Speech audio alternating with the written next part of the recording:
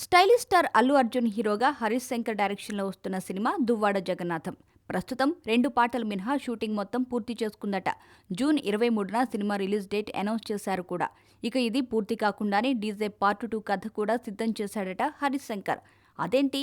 అదెలా అంటే DJ cinema కథ రాసుకున్నప్పుడు ఒక పార్టుగానే రాసుకున్నాడట. కథలో క్యారెక్టరైజేషన్స్ బాగా డెవలప్ అవడంతో ఈ కథని కొనసాగించొచ్చని హరీష్ అనుకున్నాడట. మొదట అనుకున్న కథనే సినిమాగా తీసి చివర్లో కొనసాగించేందుకు చిన్న ట్విస్ట్ వదులుతారట. ఇదంతా చూస్తుంటే మనకు రాజమౌళి బాహుబలి గుర్తుకు రాక మానదు.